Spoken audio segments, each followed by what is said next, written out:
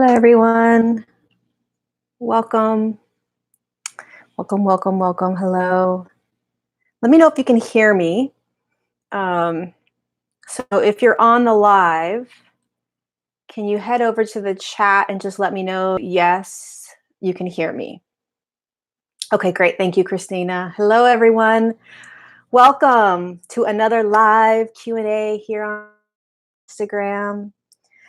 Excited to be here with all of you. Hello. Loud and clear. Awesome. Great. Okay. I'm going to jump right in. I hope you're having a good day as well, Savannah. Give me 1 second. So I wanted to share quickly. I wanted to share quickly a message I received right before I went into this live Q&A. First of all, before I go in, there's a chat box over on the right-hand side or left-hand side. And so please feel free to say hello. Let me know where you're from, where you're joining from. And we'll begin the Q&A in a little bit. Let me just share a quick message that I received, and then we'll go in with the Q&A. Is there a delay? Can you guys let me know if there's a delay? If there's a delay, I will probably, let me see if I can fix something. My internet's pretty slow right now. No delay. Okay, great. No delay. No delay. So some people have, hi from San Diego, New Jersey. Okay. Oregon, Colorado, rural Colorado. Okay, you guys, welcome. So glad to be reconnected. Let's settle in. Okay. So let me give you the message that I received, and then we'll just go right into the Q&A. So the messages that I received today was, as we shift into higher states of consciousness, hold on 1 second.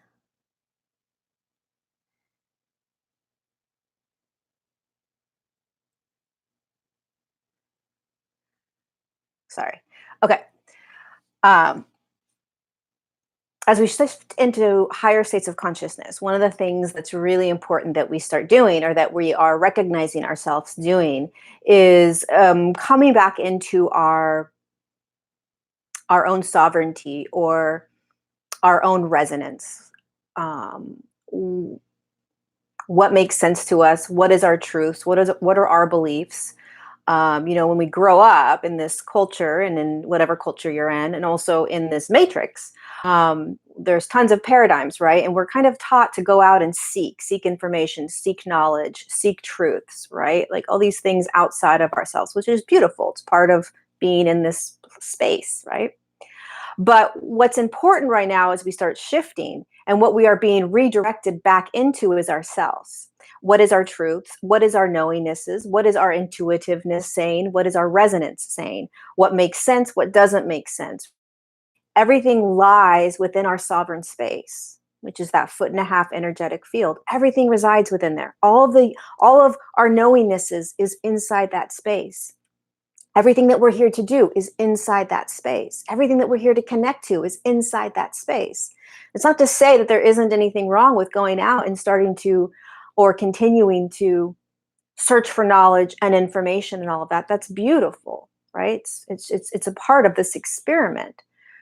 But it's also extremely important to recognize that coming back to your own sovereignty, coming back to what makes sense to you, regardless of what anybody else in your life is believing or buying into or playing in, is really, really important right now.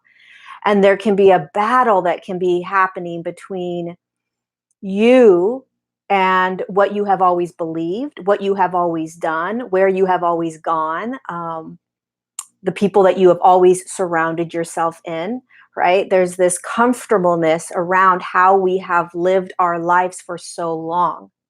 And what is happening is we are pivoting in our consciousness. Our vibrational rate is increasing. And as it does, we become more energetic.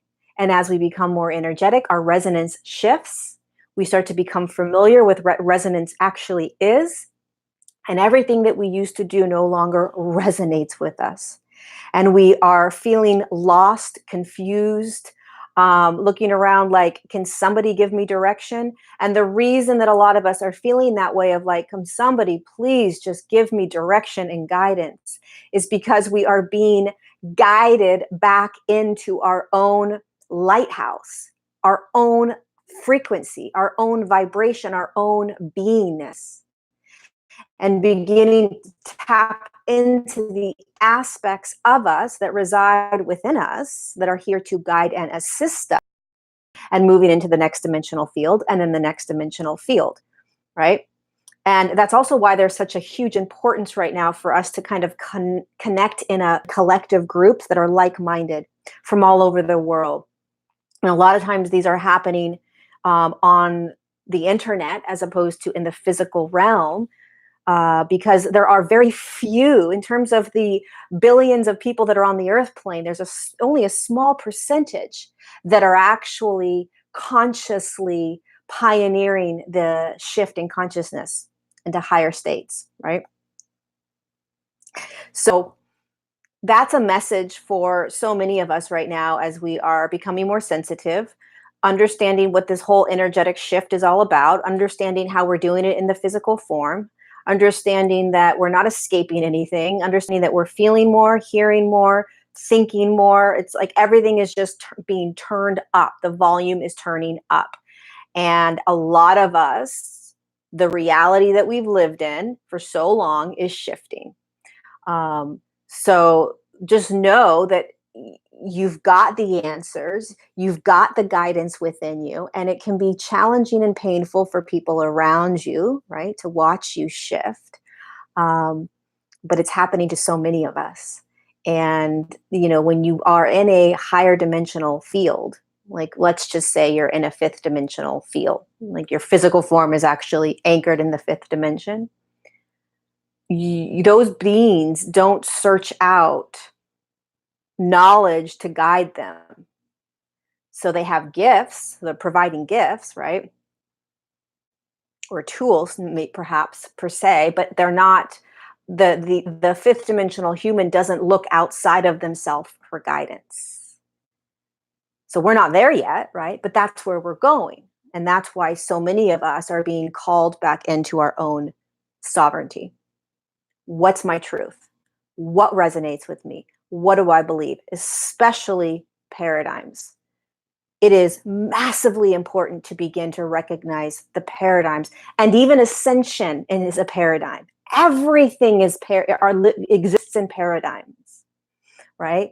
But what are you choosing? What paradigms are you choosing to play in? What paradigms are you choosing to digest and take on as your truth? Because a paradigm is a collective consciousness that holds thoughts, beliefs, and emotions. And when you jump into a paradigm, basically a paradigm is going to kind of dictate or tell you how to think, how to feel, how to be. There's a lot of truths in paradigms. Certain paradigms hold a whole ton of scientific information, right? And truths. But it's only true if you are playing in that paradigm. If you're not playing in that paradigm, it's not truth to you. That's how you become the creator being that you've designed yourself to be, is that you begin to choose which paradigm you want to play in. And then when you no longer resonate in that paradigm, you say, okay, I'm done. I'm going to come out of that paradigm, close the door, and I'm going to choose another paradigm. And we're in many paradigms all at the same time. But how conscious can we get of these paradigms, so that we can then make the choice to say, you know what, I don't want to buy into that paradigm anymore. That paradigm doesn't resonate with me. Why am I in this paradigm? Why am I buying into this? Wait a second. This isn't mine. I'm out. Boop. I'm going to choose another paradigm that resonates with me. So start to pay attention to those paradigms over and over and over again. All right. So, shall we begin? The questions. The questions, the questions, the questions.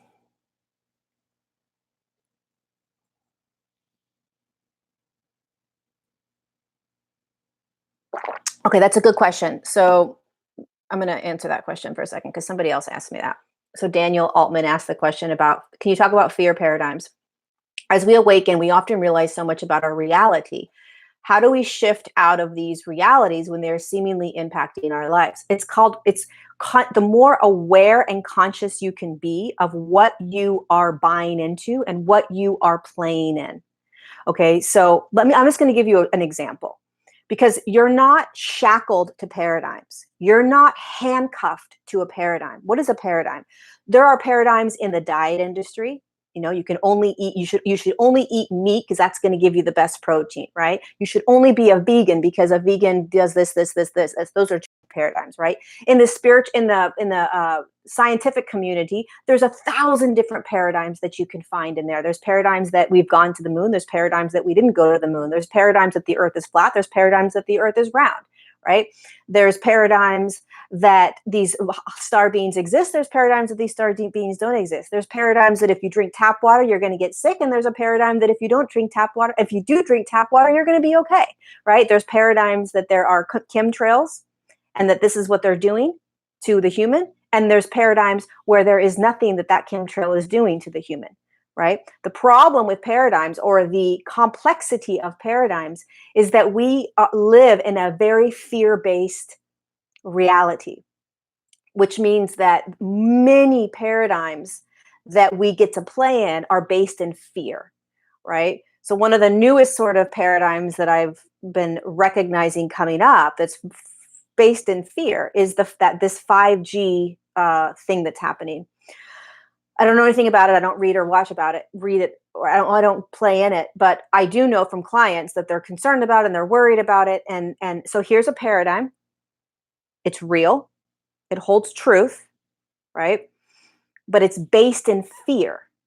So when you tap into a paradigm and you fall into it and you play in it and it's resonating in fear, be aware of this, don't do this, it's going to do these things to you, it's going to do this harm to you. There's nothing wrong with those paradigms, okay, if you choose to play in them. But the important piece to recognize is that there are other paradigms to choose.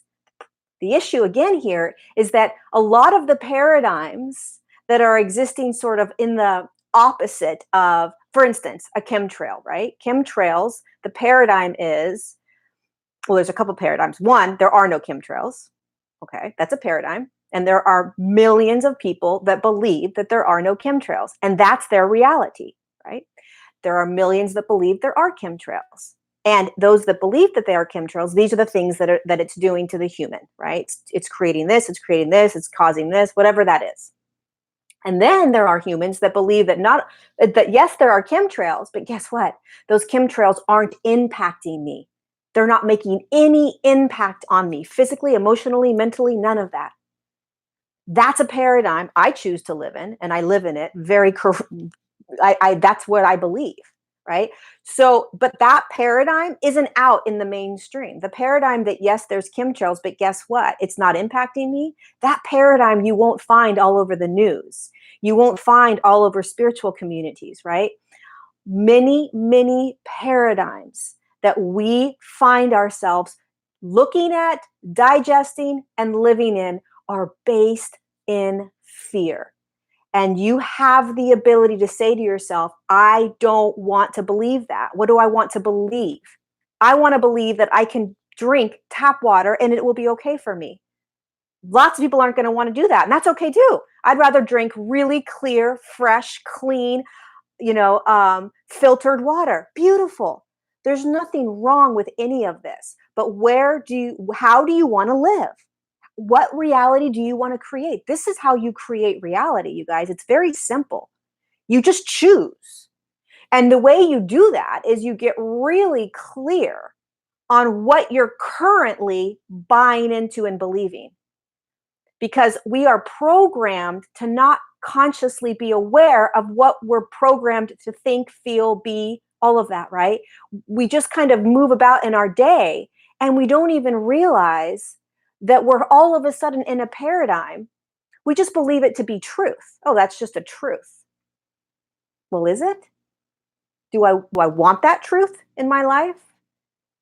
And this takes a lot of faith and trust and understanding of how consciousness works and understanding that you're a creator being. And when you start playing in this, meaning you start to get conscious of your paradigms, you start to get conscious of what you are playing in, then you start to choose. And then as you're choosing, you'll recognize what paradigms are easier to kind of step out of and choose a different paradigm and what paradigms aren't, right? Like a lot of us are going to say, sorry, Lori, but the chemtrails are absolutely inundating us and screwing with our physical bodies and all that stuff. And that's perfect. That's okay. Just understand that that's the reality that you're choosing to hold energetically in your field. And that's exactly what you're going to see, right? So this is what it means to be creator beings. So how do you step out of a fear-based paradigm? You get really clear that you're in a fear-based paradigm. You get real clear that you're feeling fear-based paradigm. You're feeling that energy. Remember, a paradigm is a collective consciousness, okay? It's a collective energetic field. And it holds thoughts, beliefs, and emotions that are consciousness, that all vibrate. Every paradigm vibrates in its own sort of cloud, so to speak. So imagine that in every paradigm, you're jumping into that cloud and you're now consumed in that cloud of consciousness. And your resonance, okay, so the way you resonate when you're in that cloud, how does that cloud of consciousness resonate with you? How does that paradigm resonate? And choose. Do you want to believe this? Do you want to continue to believe this? It may not be true. If you don't buy into it, there's another reality you can buy into. That's being a creator being. That's creating your reality. That's creating your now moments. This is very tangible ways in which you can actually understand what the spiritual community talks about. What do you mean I'm a creator being? What do you mean I'm creating my every now moment? This is one of the ways you do it. You get real clear on paradigms. You get real clear on what you're buying into, and you start to understand that you can shift and choose a different paradigm. Does that make sense? Um, it takes a lot of kind of trust because we're deeply, deeply programmed. As the human aspect of us is really, really programmed. Um, so, hi, Chad. My brother's on here. How would you suggest, Louise, how would you suggest we deal with finding ourselves in a place of apathy whereby we've lost interest in what used to be important or interesting to us as we shift out of old paradigms?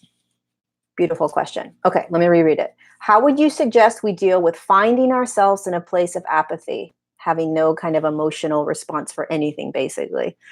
We've lost interest in what used to be important or interesting to us as we shift out of old paradigms. Well, I always like visuals, right? And all of us are kind of having our own unique journey as we shift out of an older consciousness into a different consciousness, a higher consciousness, right? So the light inside of our bodies is speeding up, speeding up, speeding up. And as that happens, everything around us starts to rattle and shake. And for a lot of us right now, we are extremely sensitive. So you may feel like you're polar and going crazy. There's a lot of rage and anger that's coming out of nowhere, a lot of agitation that's coming up out of nowhere. There's just like this really super sensitive aspect of you, as well as what Louise is talking about, which is kind of like I don't want to do anything that I used to do. I don't want to be around people that I used to be around. Everything's shifting, right? So what's important in wherever you find yourself in your process and in your beautiful journey is starting to recognize or visualize the picture of, you can picture it however you want.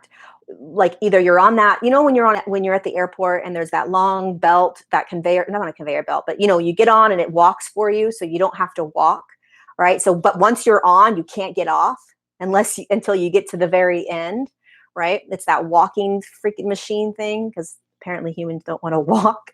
Anyway, that's what the ascension process is like. You're on it. You're on that walking machine at the airport, right? And you can't get off.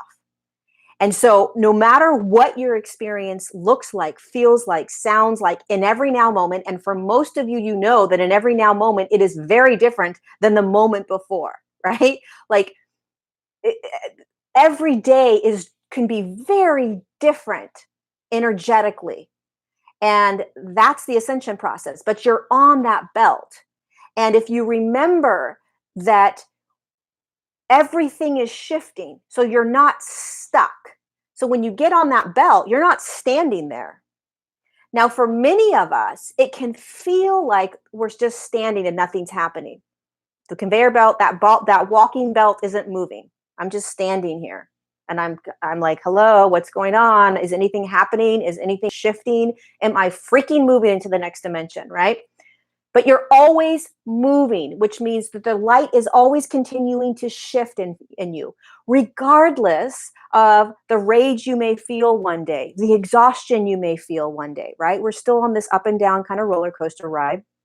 Some of us, it may be more intense than others, depends on where you are. Some of you may be really kind of in higher states of consciousness more and more and more. So there's not this up and down. But no matter where you are, you're on that conveyor belt thing at the airport.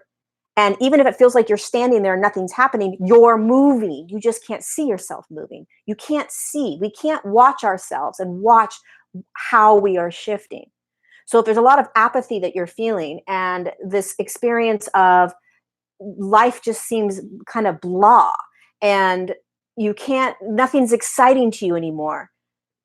There's no pull to do anything. There's no excitement to go and make plans with people. You don't like going to the movies anymore. You definitely don't like maybe shopping at clothing stores anymore. I don't know, you name it, right? It'll shift. It'll move. And you'll find yourself in a zone of neutrality.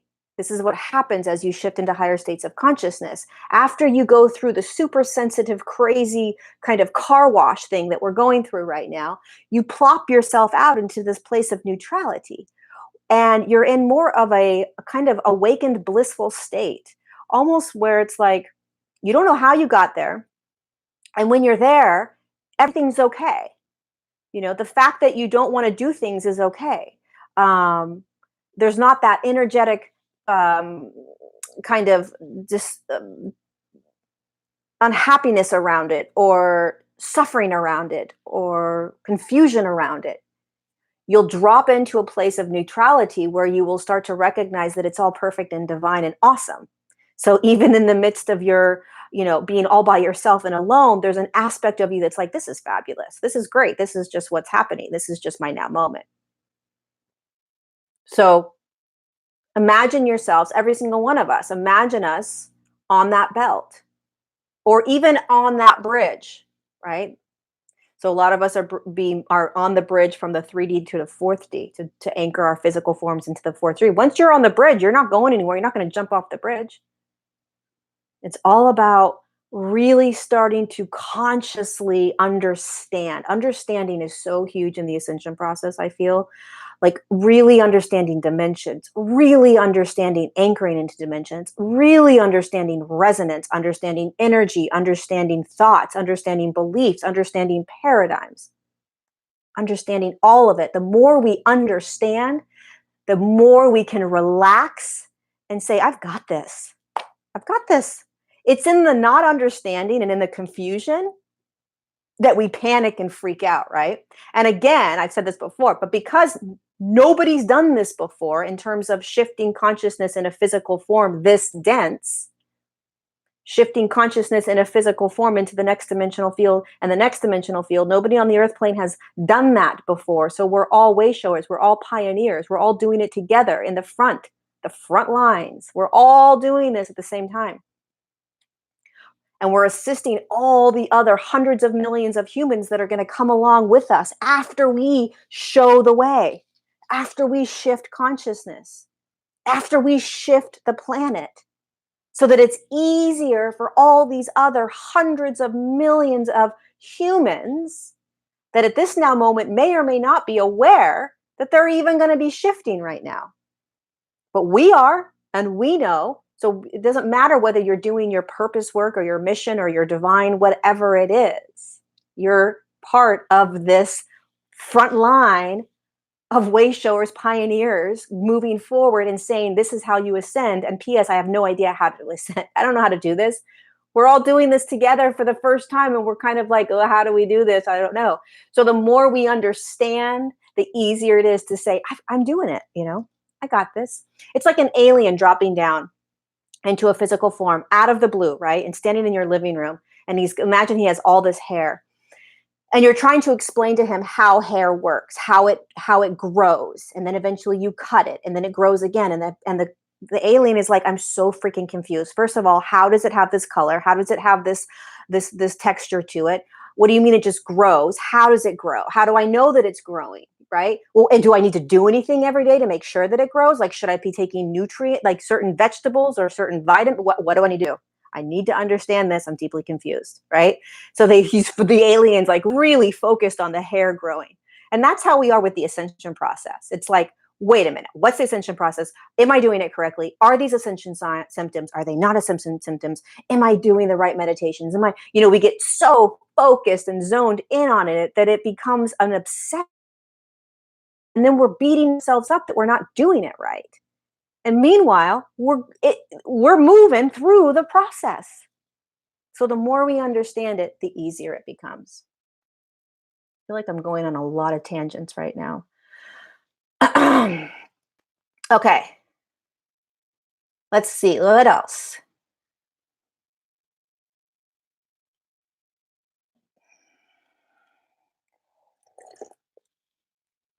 Okay. Let's see. What other questions do we have? Let's see. I'm going to just skip down.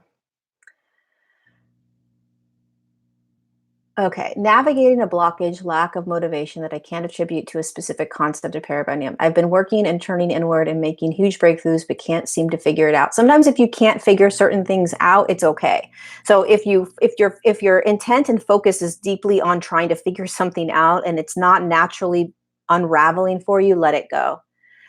Sometimes the act of just releasing any desire to figure anything out will bring that to sort of a completion or an understanding. So kind of letting it be, letting go. When you mention doing work, refer to what work? When I say work, I just mean like there's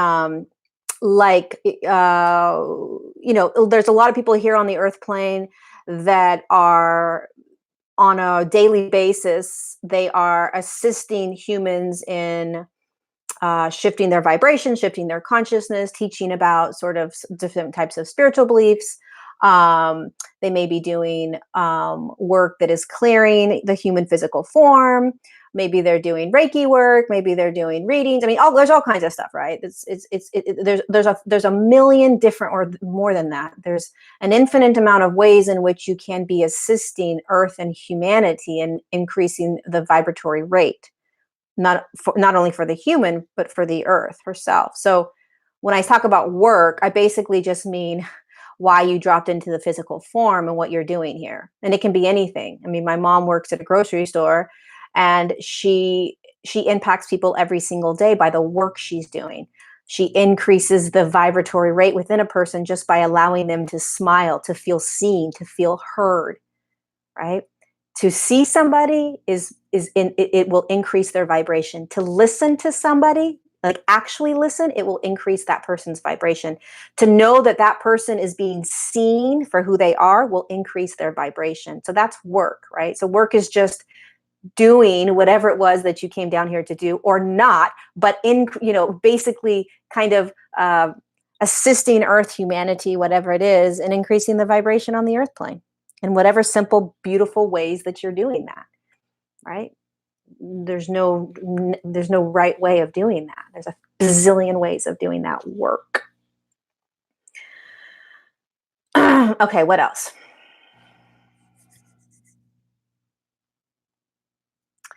I know that the journey is the destination, but will there be some sense of breakthrough or lightning after this transition time to anchoring into 4D or 5D? So here's what I have been taught by my guides about the process. And this is just my what I've been what has been shared with me. There isn't, because of how intense the ascension process is, which is energy increasing in vibratory rate inside a very dense form. It's done very delicately. It's done very slowly. And one of the reasons is because the human ego and the human mind and the human personality could go into like a psychotic break. They could get really sick. They could literally lose their mind, um, if the shift happens too quickly. So it's hard for us to understand that because we're thinking, well, we just want to keep shifting faster and faster and faster, but we don't understand what that means. And so the ascension process is, the physical form and the higher self. They're aspects of us. The physical form is an aspect of you that's holding you, right? It has a knowingness. Believe it or not, it has a knowingness. It knows how to do this for us, as does the higher self. And so it's, if there was some sort of like breakthrough or lightning sort of experience, it's going to be subtle, right? It'll feel kind of like an awakening of some sort, or a new way of viewing things, or a new vibration you haven't felt before. But I from my own experience of moving through this, and from what I've been guided by from my guides, it's very subtle. That's not to say that there aren't humans that are having massive, jolts and events happening. Um, but for the most part, it's going to be subtle. It's like all of a sudden you're going to recognize that you're just feeling a little bit different. The up and downs aren't as drastic. You're responding to people a little bit differently. So you'll start to notice yourself through your own vibration and resonance, that things are just starting to become a little bit different, um, especially in the way that you are interacting and engaging with humans. That's a big way of recognizing how you're shifting. um, when you go out into the chaotic third dimensional matrix, you can watch how you are responding. Even like when you're in a grocery store, in a exercise class or something, start paying it. That's why it's really important to pay really conscious attention to your energy, because you'll be able to um, feel how you're feeling in that now moment, and that's how you'll recognize. Um,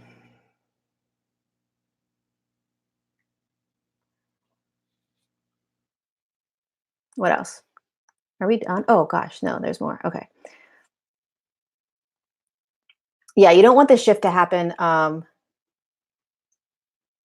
You don't want the shift to happen too fast. You'll go cuckoo. Um, let's see. What other questions do we have? Let's go down.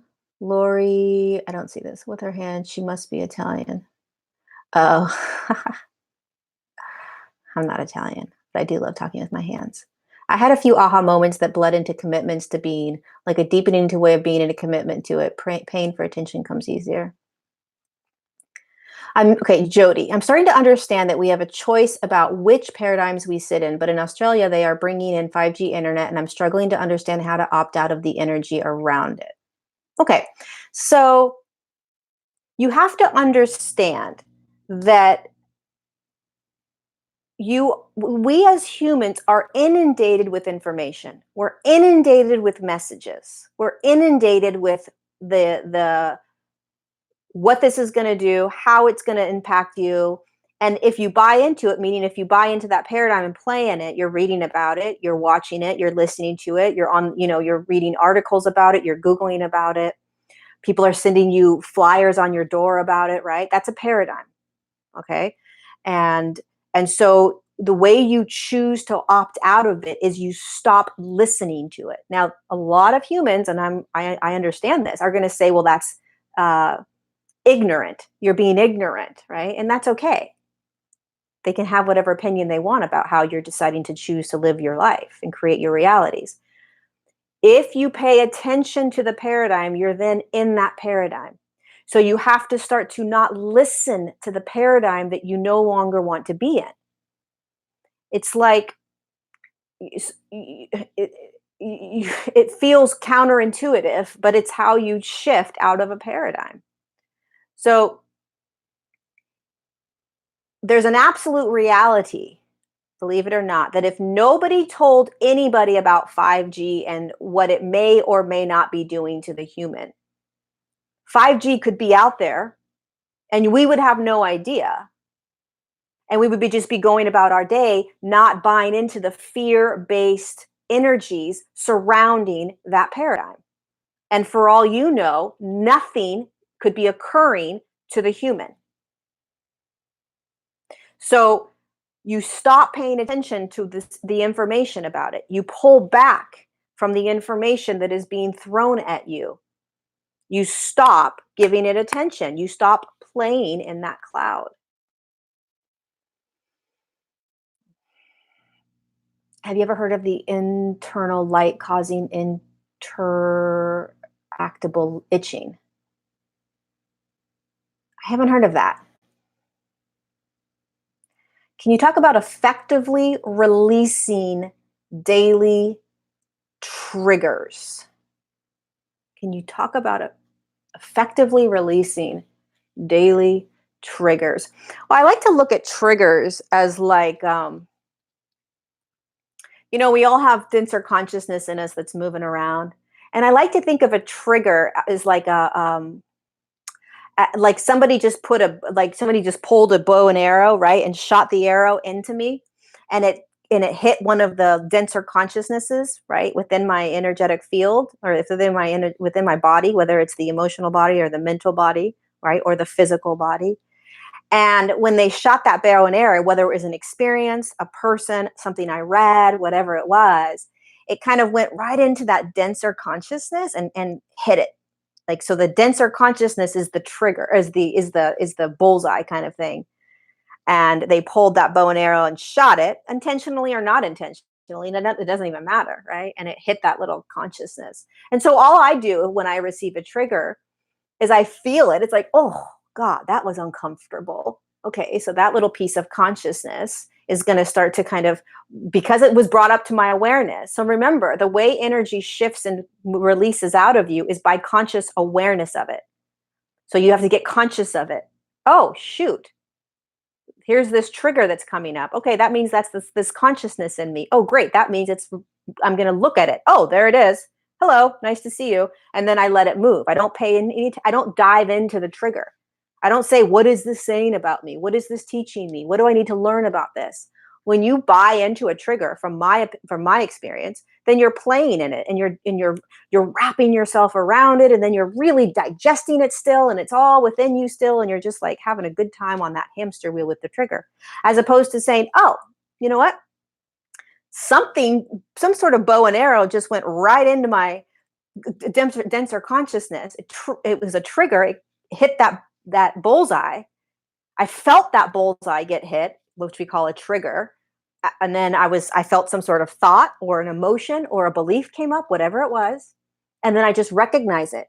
And I know how consciousness works. So I know that just by recognizing it, it's going to slowly move through me. Now, maybe that trigger is pretty dense. So maybe that trigger will come up multiple times, right? Maybe I'll very unconsciously be creating situations, experiences, and people to continue to bow and arrow right into that trigger, right into that bullseye, so that it will eventually completely move through. So I don't label good or bad. I don't attach myself to triggers. I just recognize what it is. And for me, that's how I see the triggers. And eventually you won't be triggered anymore. Why? Think about it. Consciousness, those dense consciousnesses aren't in you anymore. Why? Because you courageously allowed them to be seen, felt, heard, and moved through. You didn't dive into it and try to figure it all out. It's not your job. Your job isn't to take a trigger and dissect it so that it disappears. Your job, because that's only going to keep it there, right? The longer you play in it, the longer it's going to stay there. So you just want to remember how energy and consciousness works, which is something has to create it to come up. If it's not the light coming into us, then something else is going to allow it to come up. And once it comes up, you say, "Oh, hello, there you are. Uncomfortable. Don't like this. This is annoying." And we of course blame it on other people, places, events. We blame it on others. When we get triggered a lot, it's somebody else's fault, right? A lot of times. So get conscious of it, of whatever it is that's popping up. Recognize how you want to blame somebody else. That's a real good, clear sign that it's a trigger. And then remember, it's a consciousness that's denser that wants to move through.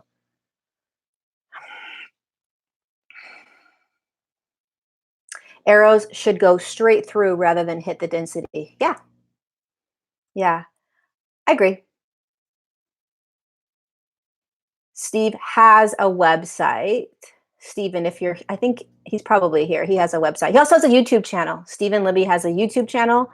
I don't know what it is. Stephen, if you're still on here, put your YouTube channel on there. He has a lot of good videos.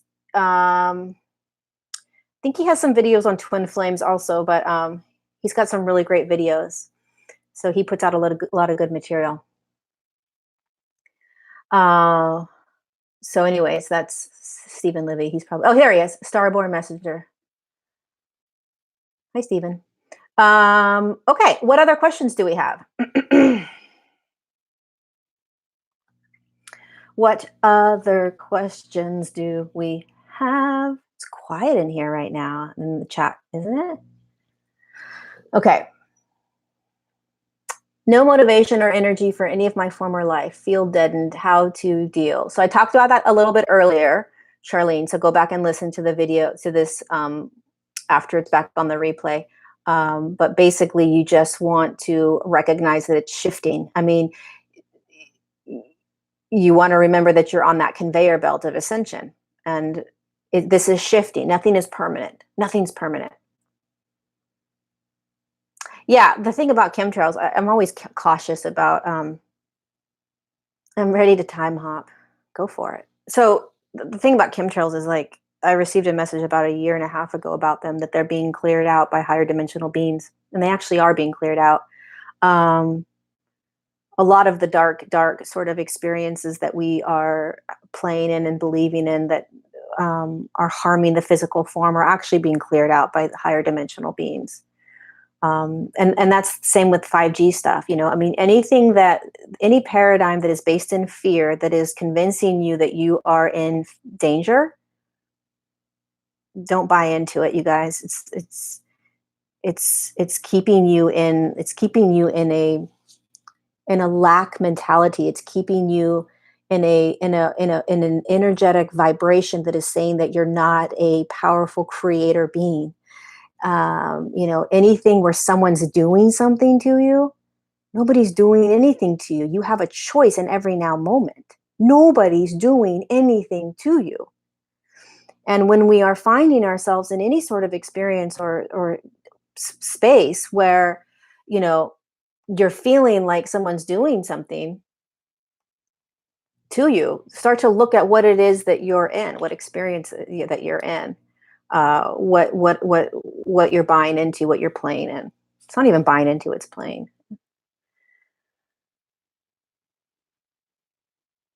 Oh, thank you, Evelyn. Thank you for being here. There's days when I'm ready to take over the world. Other days I notice I can't even concentrate.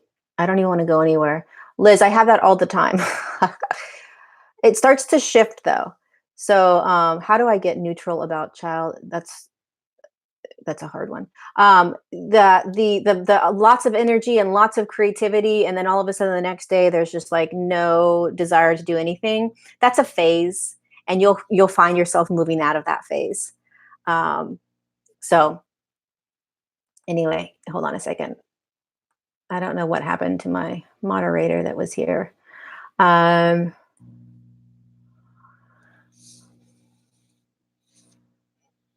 It's hard to ignore, Pamela, absolutely. So just, can you start to think that what if it's actually possible that something higher than your own dimensional frequency is actually clearing it out? Just a thought. Yes, Jennifer, I will talk about the masterclass at the very end. But there was a question I wanted to go back to. Oh, how do you find neutrality in really challenging paradigms like animal abuse, child abuse, things like that? It's hard. You're only going to be able to find neutrality when you are in higher dimensional frequencies, when you're vibrating at a higher dimensional field. So you have to just be okay with, you can't force yourself into that neutral space if you don't feel that neutral space, right? And you can have, and you, it's allowing yourself to have all the human emotions around everything that charges you, right, is okay, because that's being a human being in a third dimensional matrix right now. So I just did a video that I put it out on Thursday about how is it possible that you anchor into a fourth dimensional field and yet still see all of this horrific stuff happening, right? And I explain how that's possible and why it's so challenging to shift into higher dimensional fields, um,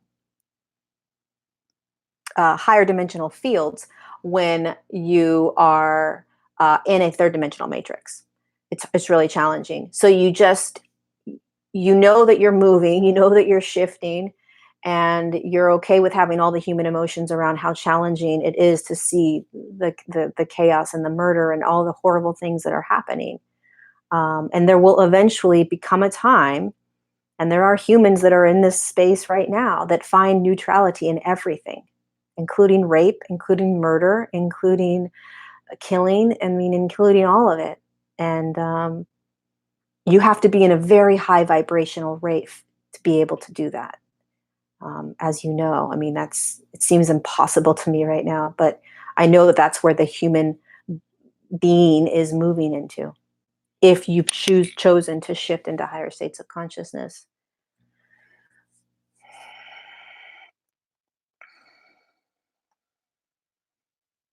please tell beings you talk to help me get rid of demonic stalkers. Okay, let's see. How to balance ascending with romantic relationships if the other person is not there yet. Okay, Laura, let's do that. How to balance ascending with romantic relationships if the other person is not there yet. Hard to explain to the other person. I have been there, and it's hard. So when you're in a relationship or a partnership or married, right?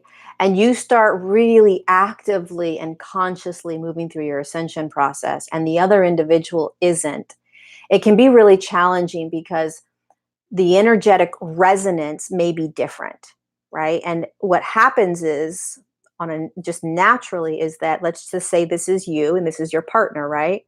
And you come together at some now moment and you're very energetically matching, right? And you're vibrating in a really beautiful space together, right? When you meet someone, you're like, oh my God, the energy's intense. Oh my God, there was an instant connection. Oh my God, the chemistry. Chemistry is just energy, two people's energies matching. That's chemistry. When one energetic being matches the same frequency as another energetic being, we call that chemistry. I don't know why we use that word, but probably because all of this stuff is happening energetically, right? It's a match.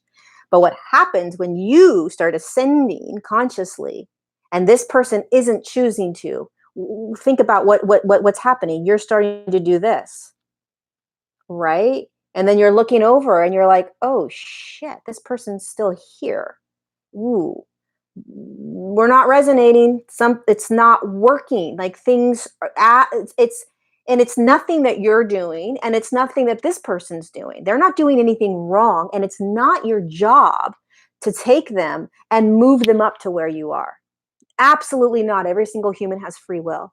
And unless this person says, hey, what is this thing that you're doing?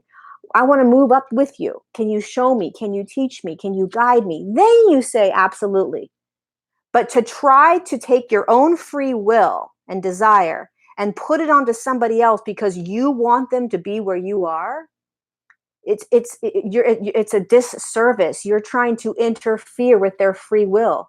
You're trying to take them out of a timeline and drop them into a different timeline that they're not asking to go into, right? They don't want to go into that timeline yet. They're not asking you that. So, but it's hard because as you move, what's going to start to happen in a lot of relationships, especially people that have been in relationships for a very long time and marriages, things start, you're not resonating anymore. The conversations are shifting. The desire to do things are shifting. Um, what feels good, it doesn't feel good anymore, right? And it's hard to have conversations about what's going on with you because they don't understand and they don't get it. And so what happens to a lot of us, you guys, and I've done this in my own personal life, you start to bring your vibration back down to match theirs so that you get along, so that there is a resonance, and that doesn't feel good. And you're thinking to yourself, as you're bringing your vibration down to match that person, you're saying, what the freak am I doing? This doesn't feel good. This isn't me. How many times have you said to yourself, this isn't me? This doesn't feel right, right? Because you're bringing yourself down so that you can match their vibration and get along, so to speak, resonate. So the important piece about this process and journey of ascension is, you will, whether, if this person comes along, great, fabulous. If they don't come along, there will come a time perhaps that you will have to sever that partnership so that you can continue to grow and find somebody else that matches. Or if you are in a very long-term partnership where it's just this is just what's gonna be, then and they're okay with that, then you continue to go and you continue to go and you continue to go. And you have a beautiful partnership where this person's just chilling right here and saying, I don't care, it's fine by me, do whatever you want to do. Right? I'm gonna stay right here, right? With my TV dinners and my news and my whatever I'm doing. And you go do you, and I'm gonna do me. And yet you're able to respect each other's paths. That takes a lot of um, humbleness and respect for the other person's journey. And a lot of us have a hard time being able to do that. So there's a thousand different ways. There's a multitude of different ways to navigate relationships right now. Um, but what I do want to point out is, be real careful, be very, very careful of bringing yourself down, right? Just kind of watch that process. Watch yourself if you are. And watch your thoughts if you're thinking to yourself, well, if I don't have this person, I'm going to be alone. If I don't have this person, who am I going to have up here? There's a lot of fear sometimes, and this can be very unconscious, but there's a lot of fear sometimes that if we continue to ascend and shift into higher states of consciousness, we're going to be alone and no one's going to be able to match me. So I'd rather sort of hold my resonance down here and have someone, that way I'm not alone. And that's okay. It's a beautiful way of experiencing your humanness. But you'll find somebody up here. You'll find another human that's resonating. And as you continue to resonate higher and higher in vibration, you won't necessarily crave or need that other person. You'll just continue to shift. And you'll know that when you're ready, you'll bring in the next person. When you start to recognize that you're a creator being and you can create your next now moment, that also means you can create your next partnership. Right? Good question, Laura. So, how do you, okay, so Laura asked, can you explain a little bit about light? How is it measured inside of you? So, the only way that you can, for me, at least, there may be a lot of people out there that are already measuring light inside the physical form. So, I don't know. Let me, if you guys know anyone that has more information on how to measure the light inside of you, give us the information. But the way I measure my light is through my resonance. So as light spins, right, as it spins and speeds up, it increases its frequency. And when it increases its frequency, you start feeling more, right? And that's resonance. And so again, what's happening to a lot of us is we're becoming more and more sensitive, right? We're getting sensitive, more sensitivity around us. We're resonating more, we're feeling more energetically. So the way that I kind of measure the light is through the vibration of my light, and which I measure through how I feel when I'm going about my day, right? This is all about being conscious and aware. It's a great question because I also can get kind of a bearing on my light based on how much density I'm clearing out, based on the intense emotions that are coming up or thoughts that are coming up, right? I would say 6 or 7 months ago, I had more intense emotion coming up than I do now. So, what does that say to me? It says that I probably have a little bit less density in me right now because I'm not experiencing as much of the dense emotions that I was 7 or 8 months ago, even a year ago, right? So you can also gauge the light by looking back at your life a year ago and kind of what your experiences were and what they are now. And so if you're experiencing a lot of emotion that's uncomfortable, a lot of thoughts that are uncomfortable, beliefs, this is great because what this is saying is that you're integrating more light. And there will come a time where you will not be in those spaces as much. And you'll know, oh, I must have cleared that consciousness out, which means I'm holding more light as opposed to density. So I must be vibrating higher. The more dense consciousness you clear out, the more light is held inside of you. There's more space for the light, and you're going to resonate more, which means you're going to be more sensitive.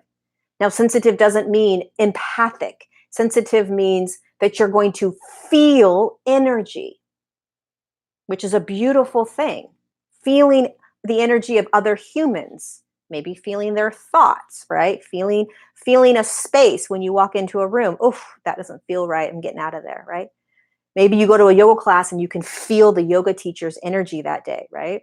Oof, that yoga teacher was in a really bad space today. So you're starting to resonate more. So that's how I can gauge or measure the light inside of me.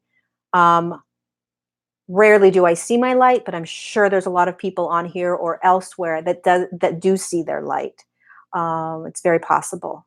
And I don't think I know, the higher we shift in frequency and start anchoring into the next dimensional field, we'll actually be able to see people's light more.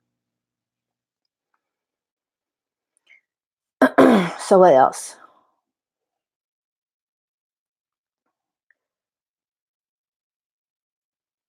Have your guides ever mentioned a link between autism and vibrating at a higher frequency? This is a really important subject, they're telling me. So I haven't sat with it much. So autistic humans, uh, and this isn't for all autistic humans. First of all, the human that is autistic has chosen to be autistic. And the autistic human,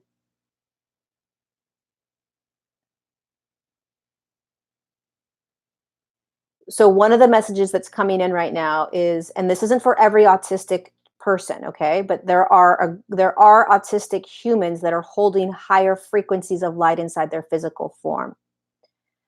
And so it's like there's so much, the current is really high, and so it's really challenging to ground in, it's challenging to focus, it's really hard for the human aspect of the mind, personality, and ego to ground down. It's almost like your cord, if you try to plug in an electric cord into the wall and it's not grounded, your light won't turn on, right? So it's the same thing with people that are dealing with a lot of sort of schizophrenic psychosis issues as well. It's not just autistic humans.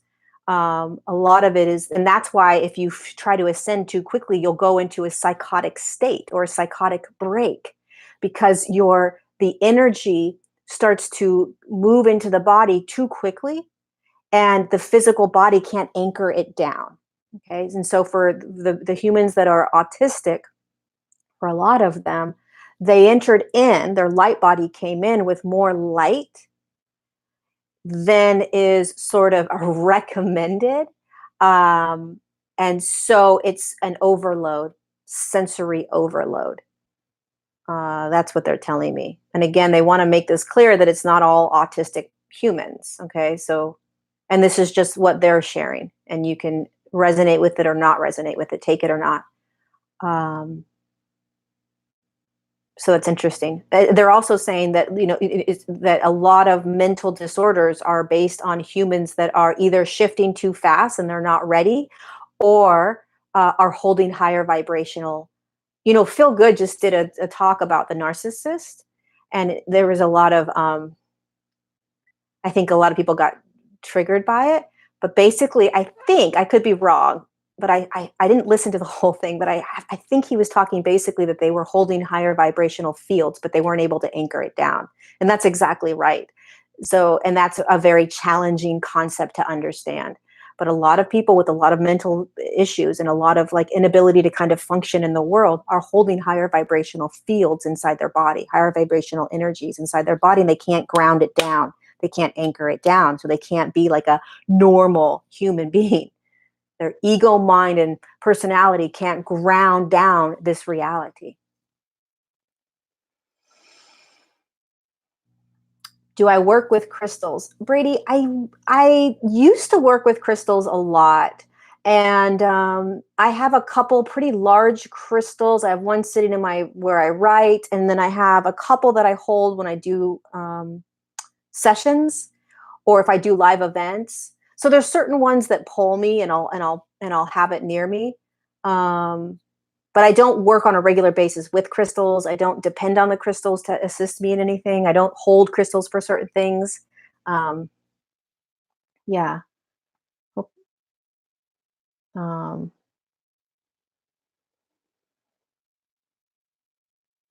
True self emerging.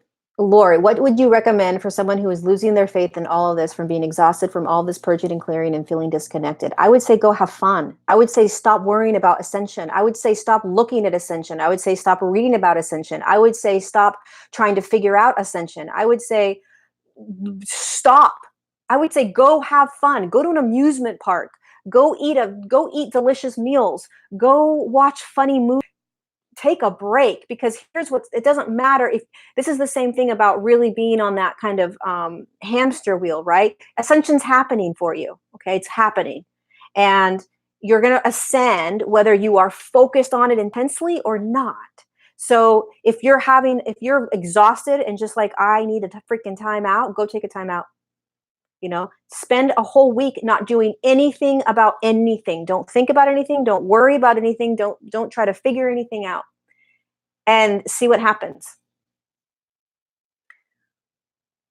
What's the best way to ground? Well, I mean, there's so many different ways to ground.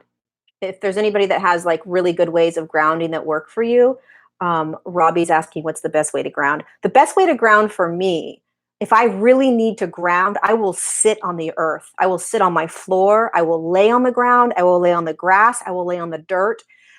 The best way to ground down is to literally feel Mother Earth grabbing you, right? For me, that's the best way. Whether it's in nature or not, it still works for me if I'm on my carpet, right?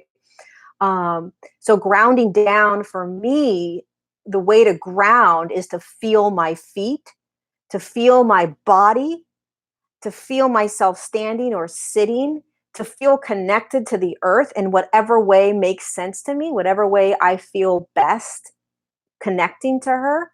Um, there have been moments where if I feel really ungrounded, I will eat a piece of meat. I will eat something heavy, because that will ground me down.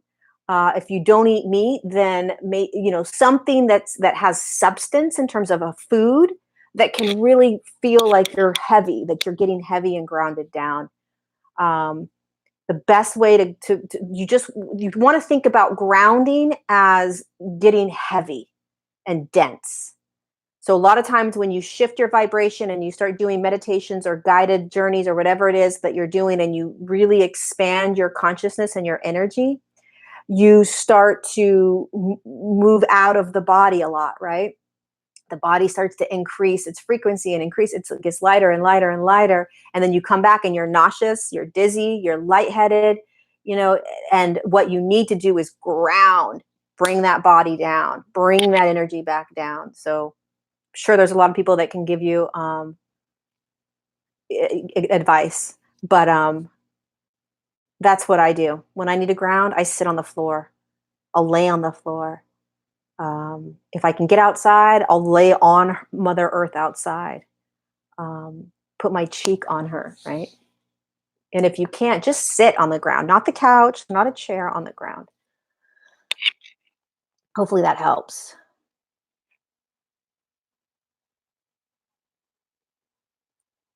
Um, Anchor in the grass barefoot, moving my body or dancing is the best way to ground. Yeah, moving your body is really good. Okay, good, Robbie, you got it. Taking a bath, great way. Absorbing Gaia. Feet on the ground, eat nuts. Black tourmaline is a really good one. You're right. What are your thoughts regarding drugs and ascension? Well, my personal experience right now is that I don't put anything in my system.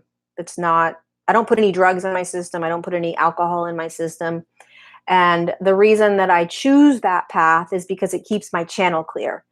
Um, if you are playing in drugs and alcohol, then you're doing that, right? Is it something that you'll continue to do as you shift into higher states of consciousness? No, you won't.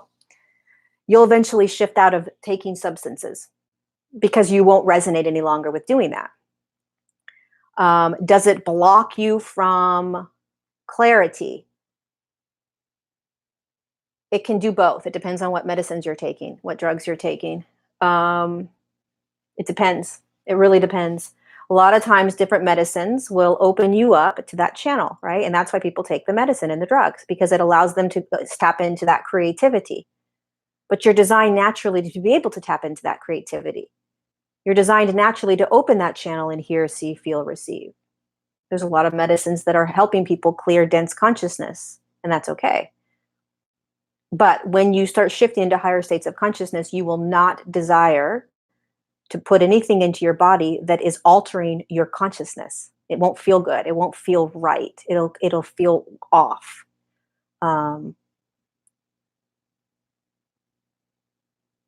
But it does alter your clarity. It's not clear. So anytime you put substances that are altering you, your channel isn't clear. It's not bad.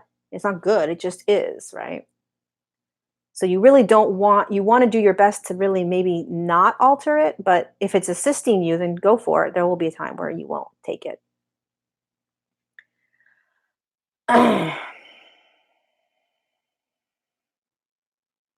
Yeah, I was talking about alcohol. I've been sober for 5 years, almost 6 years in September.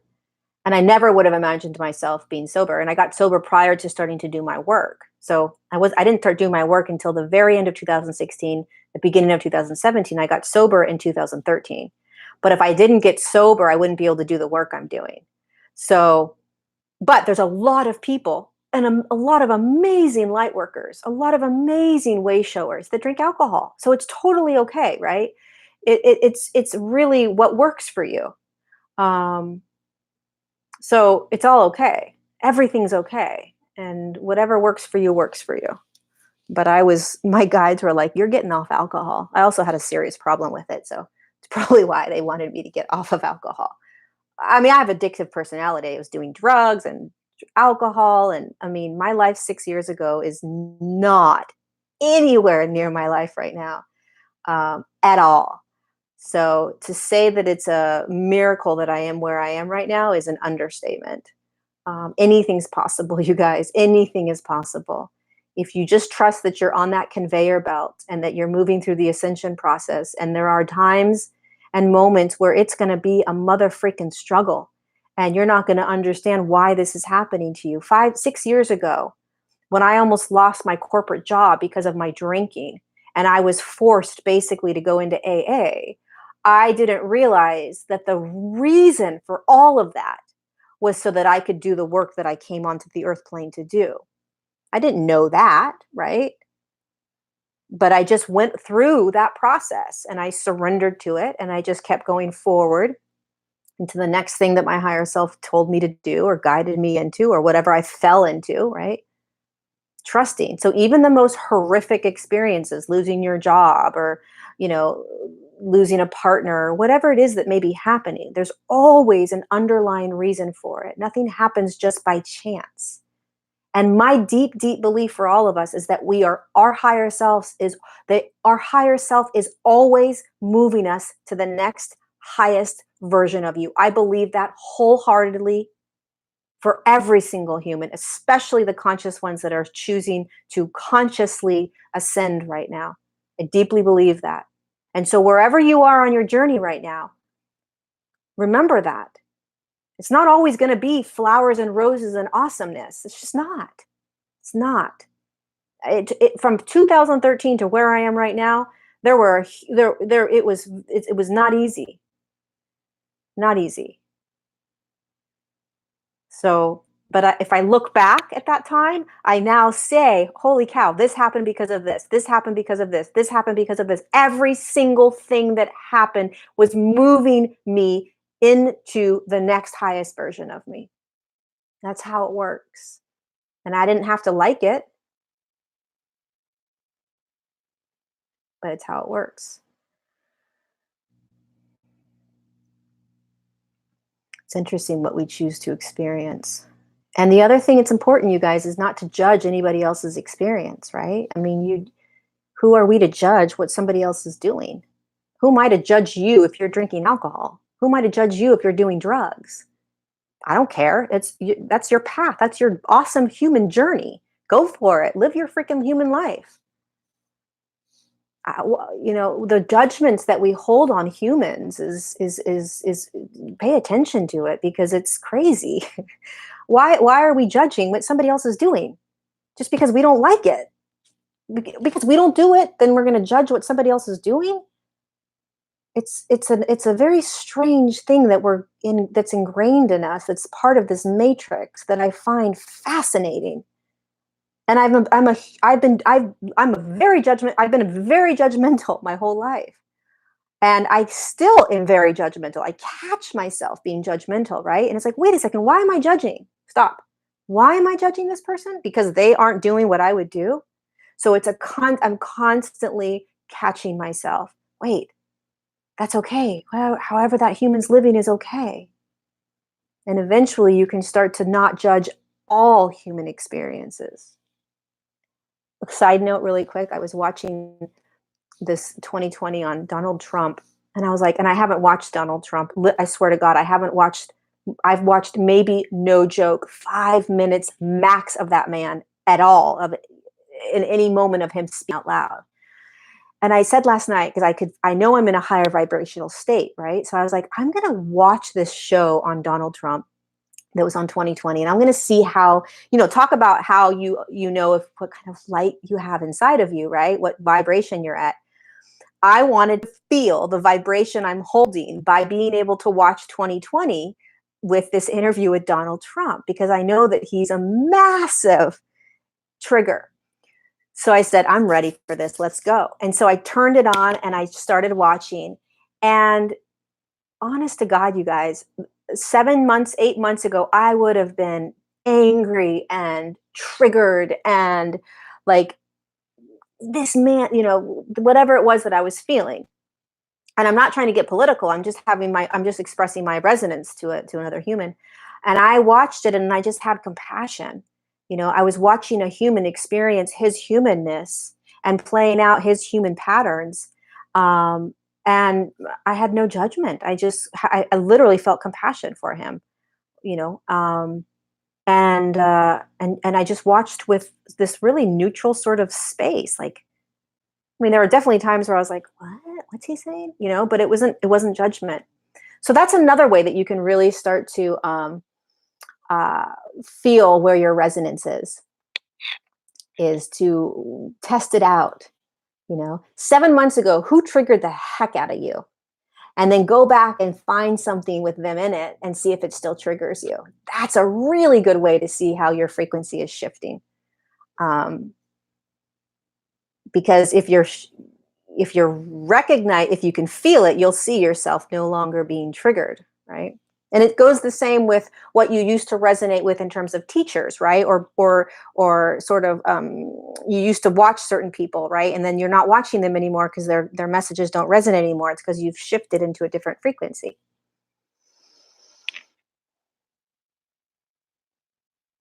What triggered me about Trump? I think what triggered me the most about Trump, well, and I'll say this quickly because I don't want to go too deep into it, but it was there was this feeling that he was not honest. I don't. It's very hard for me to watch inauthentic people. I get really triggered by it, or I used to, probably still do. Um, so anything that's a that's not justice, that's not providing justice, that feels like there's like I feel like they're wronging people in a way, or um, it bothers me. It's hard for me to watch. It's hard for me to watch that. It's hard for me to watch people blatantly lying. It's like it gets under my skin. Um, so it was fascinating to watch that and not recognize that I wasn't feeling that. Um, and that's just my own resonance, right? There's a lot of people that are going to say, "Oh, I love him and he feels great." So that's your resonance and glorious. Is that one of the things? Yeah, he's an amazing. He's a human being. He deserves to be loved. He deserves to be seen, just like everyone else. Um, the best way to encourage. What time is it? 5:15. Okay, I'm gonna go 15 more minutes. The best way to encourage children while in the public school system. Well, it depends on what you want to encourage them with. So, um, I would start at a very young age encouraging my children, if I had children, encouraging them maybe might not be the word I would use. I would, and it depends on that child's choice of experiences in their life and and what they dropped into experience. But if I knew it was a higher vibrational being inside that my child's form, I would try to keep that child as grounded into their knowingness as I can. I would keep that child, I would try to do my best to remind that child of what that child already knows, right? So when the child is very young and they start speaking and talking and sharing, they know a lot about who they are and what they're here to do and who they used to be, right? And who they're connected to. And a lot of children have that knowledge and then they lose it along the way. And if you're a parent that is conscious of all of this, then it would be really awesome to be able to continue to encourage your child to hold that knowingness over and over and over, ground that knowingness down into them as much as you can, because of course, just like us, when they go out into the public school system or the private school system or the world in general, the matrix, the consciousness, it can be very challenging to hold that knowingness. I mean, look at us. We're having to remember our knowingness, right? We're having to relearn how to do this. They may not have to, right? If we can continue to remind them as they're growing up of everything they already know. So, um, yeah, I would just say constantly try to um,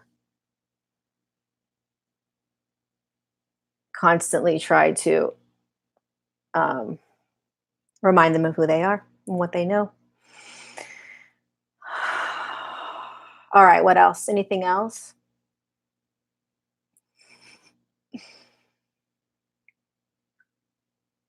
Yogi Joe accidentally kicked Stephen Libby out. Stephen Libby, I hope you're back in.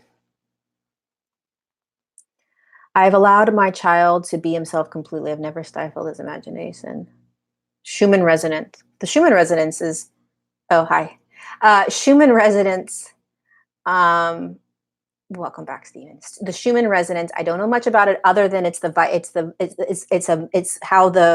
how we measure the vibration of the earth. It's actually phenomenal. It's actually a cute little gift that was provided to us from a much higher dimensional space so that we could understand ascension. I just wish there was that for the human body. If we had the human resonance for the freaking human body, You know how awesome that would be? Think about it. The Schumann resonance basically tells freaking moment by moment basis the vibration, basically the vibration of the earth.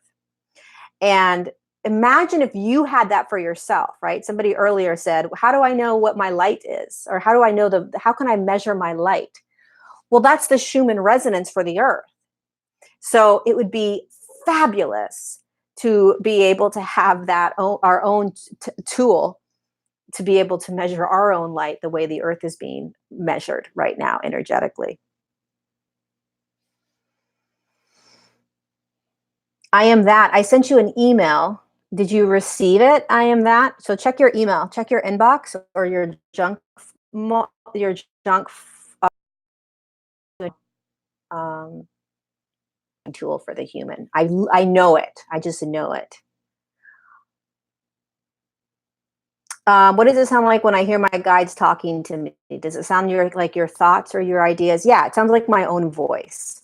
So when I hear like early autism and I could feel my guides coming in to guide to send a message in, it sounds like a distant voice that's yours. Um, it for me. That's what it sounds like. It sounds like it's coming from something a little bit more distant or a little bit further away from this, but it feels like me almost. So it still sounds like me. Sometimes it sounds like something other than me, but a lot of the time it sounds like me. It's filtered through my mind and my ego and my personality, but the more and more I do it, the more I can feel that it's distant, that it is like that information that came with the autistic information. It came from over here. It didn't come here. It didn't come from here. It didn't come from here. I could feel it coming over here, like as if there was an energetic being right here, kind of throwing the information into me. And the way information comes in is through our channel. And we have a beautiful system set up where our bodies are capable of receiving through the channel higher frequencies and higher dimensional frequencies, which holds information and messages, right? So it's filtered straight in, and then once it comes in, think about it, right? It comes through that seventh energy center, and it goes through all five on top, and then it moves through the seventh, and then it's filtered through your own system. So it's filtered through your mind, your body, your emotions, your thoughts, your beliefs, your ego, your personality. It's filtered through all of that. It comes out as movement, it comes out as a voice, perhaps, it comes out as writing, it comes out artistically. So if the energy comes in and however you digest it, it will be delivered in the way that feels most natural to you. For me, it's talking. Do you think that this ascension is so rare because it has never happened to anyone before in the third dimension, or is it has never happened on a planetary scale to the entire collective, Brady? Both. So it's never happened from what I've been told. It's very possible that collectives have done this in higher dimensional fields and shifted in that form. But the higher, here's what's so interesting. The higher you go in dimension, the less form you have. So it's very possible that an eighth dimensional consciousness chose to shift into a 10th dimensional consciousness while still remaining in that seventh dimensional consciousness. But if you think about that, it doesn't really make any sense because there's no form really to shift. So it's almost like really moving beyond a sixth dimension, you don't really shift form. Okay. So, because there isn't form to be in to shift. That's why the earth originally chose the fifth dimension, because there's still form in a fifth dimensional consciousness.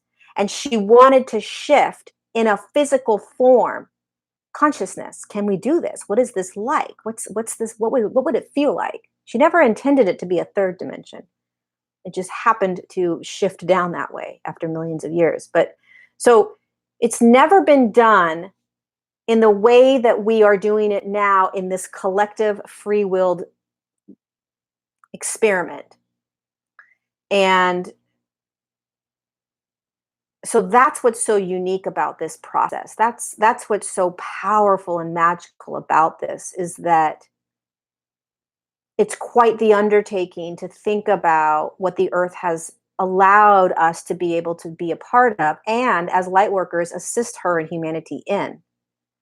It's a massive undertaking from the perspective of the linear time of undertaking what we're doing and what we're experiencing on an everyday, every now moment. So it's both. It's never been done before in this density, and it's never been done before in this sort of collective manner. And if you think about physics and energy, the higher you move in vibration, you're not going to be able to do what we're doing. The whole purpose of ascension is moving consciousness from one dimension to the next while in that physical body.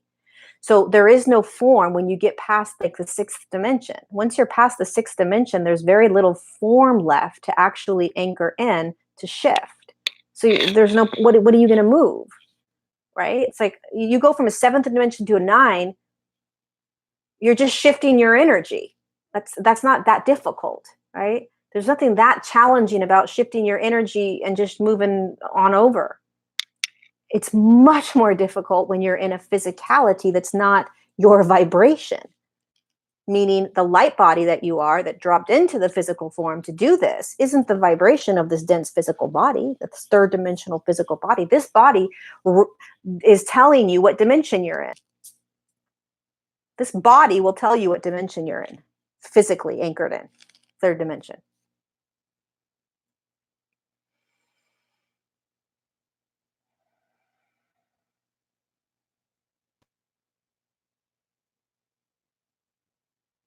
What else?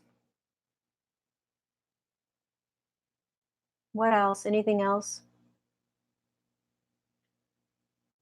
The easiest way to find your purpose is to not look for your purpose. And that is not the answer you want, Laura.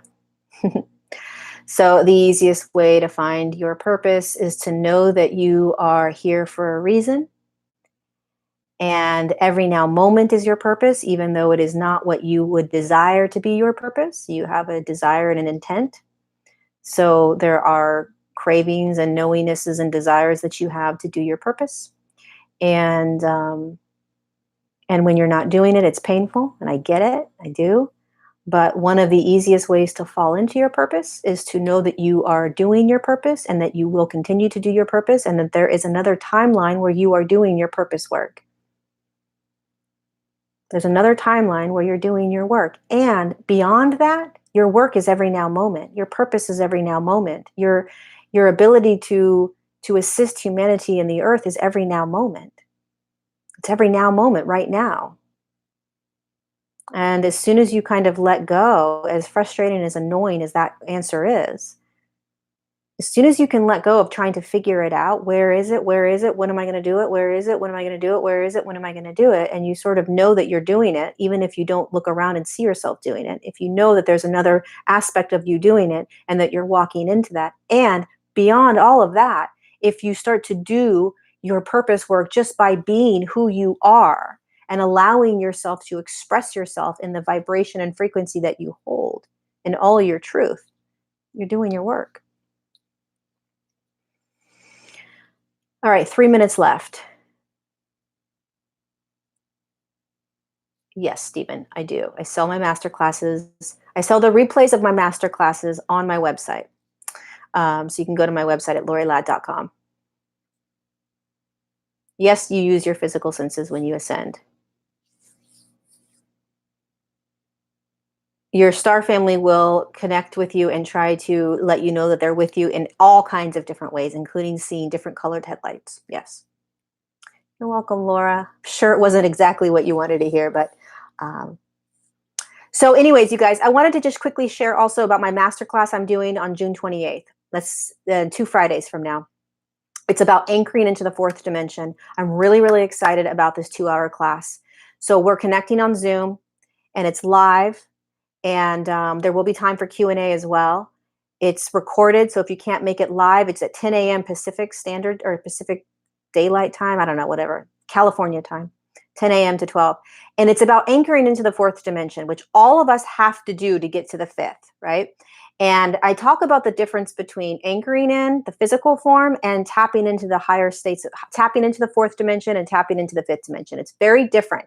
Many of us are tapping into fourth dimensional consciousness. Many of us are tapping into fifth dimensional consciousness, but we're still anchored in the third dimension. And we are going to start anchoring into the fourth dimension. And so um, in this masterclass, I talk about how we are doing. What does it feel like to know that you're anchored in the fourth dimension? How can you assist yourself? The lighting just got really weird. How can you assist yourself in anchoring into the fourth dimension? Are there tools and techniques and tips? Light just changed again. Are there tools, techniques, and tips that you can do to help yourself anchor in, right? Awareness, knowledge, understanding, that is key to our ascension process. And so we all have to do the fourth dimension first in order to get to the fifth dimension in terms of anchoring the physicality, anchoring the physical form, right? Many of us are tapping into fourth dimension. Many of us are tapping in fifth dimension, right? But I'm talking about anchoring it down into the physicality so that your every now moment is in the fourth dimension, right? It's very different. And we're all going there. So I'm really excited about this class in particular. I think it's going to be really, really useful. I think there's going to be a lot of notes that are going to be taken. So you can find the link in my other videos, and I'll put the link down here to register if you're interested. You can also find the link on my website. And if you have questions about the class, you can reach out to me on my email at contact@loriladd.com. So I'd love to have you join. I'm excited about it. Yes. And that is it. That is it. That is it. That is it. Oh, register for the masterclass. There's going to be a link down below in a little bit. Go to my most recent video. There's a link in my recent video that has it. Go to my website. There's a link to register. Where else can you find it? Go to my website, loriladd.com. It's on the homepage, or just check down below. The link will be there. I'm glad you finally caught me live again, or not again, for the first time. Thank you guys for being here. I love doing these lives. I just love connecting with all of you live and in person. I really, really, really love the energy and supporting all of each other. It's a lot of support that we give each other, because it can feel very lonely. It can feel like you're alone out there kind of navigating this, because again, it's a very small percentage of us that are actually pioneers. So regardless of your age, regardless of where you live, regardless of what your life looks like right now, you're a pioneer. You're on the front lines of ascension. You're on the front lines of this. And it can feel very lonely, because it's a very small percentage of us that are on the front lines. So give yourself some love, give yourself a hug, tell yourself you're doing it no matter what it looks like, no matter what you sound like, no matter what you're eating, you're doing it. And you'll continue to shift. Love you guys so much. Thank you, Cecilia. I think I said that right. Those lonely moments, yeah. It's a doozy out there sometimes, but it's also beautiful. And it's an amazing journey we're on, you guys. And it's an absolute gift to be connected to everybody, all of us. So I love you. Thank you all for being here. Again, I will be back live 2 Tuesdays from here. So I think that's July. Let me get the exact date. Hold on one second. July 2nd. So right before the 4th of July weekend, July 2nd, 4 p.m. Pacific time. I'll see you then. Join me for my masterclass, and I love you all so much. Bye.